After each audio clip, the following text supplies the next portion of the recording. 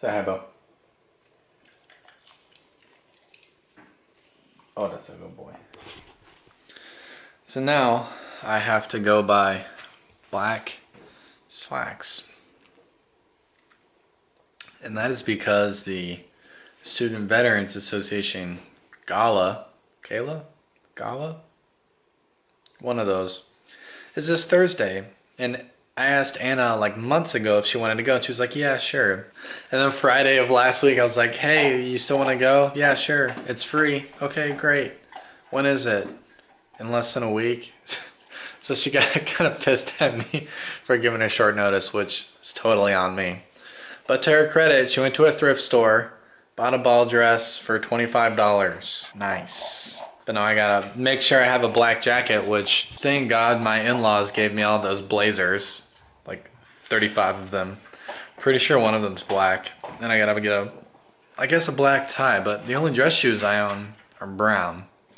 I don't know if that's a problem. Gotta Google it because I'm not an adult. So I went back to Kohl's yesterday in kind of desperation. I was kind of resigned to buying the pants that go with the jacket that I bought for Anna's cousin's wedding. So last month, the month before that. And they were like $100, and I was like, whatever, I need a suit. I'm 26. And I went back and they were like 40 bucks off. So I paid 60 bucks rather than 100. And then I couldn't figure out what tie to wear, and so I just Googled basically pictures of men in navy suits, and like 2/3 of them had red ties. So I bought a red tie, and I've been sitting here for an hour trying to learn how to tie a tie. And you might be wondering, Thomas, you're in the military, you wore a tie regularly. How did you, what's up with that? How did you do that if you didn't know how to tie a tie? The answer is, I tied it once and didn't retie it for 4 years. So it's Sunday. The Veterans Gala was nice. Ran into a buddy from bootcamp who goes here to Auburn. I had no idea he went here until I ran into him, and then we happened to share a table and I got to talking. It's like, wow, small world, that's pretty cool. And then Friday night, we went to the club with his roommate and a couple of her friends. That was a good time, but it was insanely packed.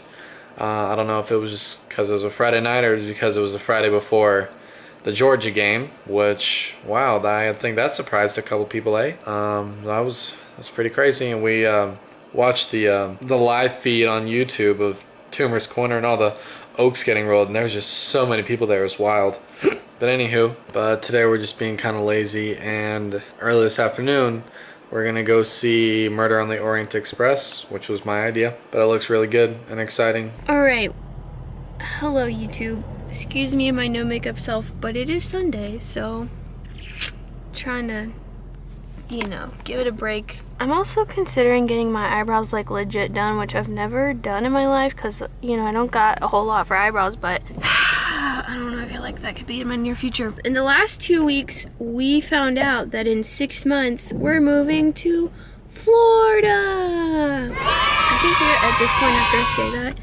you should really do that effect where it's like the little kids and they're like, yay! You know that effect? Yeah, I can do that. Okay. So yeah, we're moving to Florida. I found that out this week. My fellowship is gonna be at a clinic in what we consider South Florida, but pretty much anything south of Ocala is South Florida to us because we're some real snobby North Floridians. But anyway, yeah, we're gonna move there in 6 months. Now, where we're living, Tampa, Florida, is not like the most preferred location in the world. It's not awful, but it's a really big city and it's got some questionable stuff. Okay, anyway, we're moving to Florida. Biggest city we've ever lived in. Not our favorite thing to live in South Florida just because like we don't find it preferable for us. We really love Auburn. But the good news is I'm gonna have a job, so that's nice.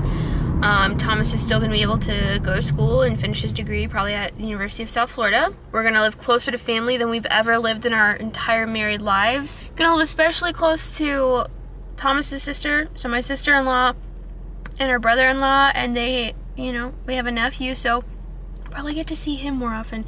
And maybe if we're lucky, we'll actually get to like babysit him, have sleepovers with him for like a weekend, because he's only 2.5. He's gonna be 3 this next spring. So that part is nice, The downside to me, I think to both of us, is that like living in Tampa is not our fave, and then also the rest of my cohort is going to stay in Alabama and be moving to Birmingham, and so I'll be the first like alum from my program to be at this clinic, which can be challenging just because people do things differently. In total, I will have done 4 different practicum sites, which is pretty diverse, and I think continuing to get diverse experiences is really beneficial as a clinician, to be able to think differently and, you know, learn more and continue to be learned and challenged in your clinical work and clinical judgment and things like that. So I think that'll be fun. Well, now we're back home. Personally, I didn't think Murder on the Orient Express was amazing.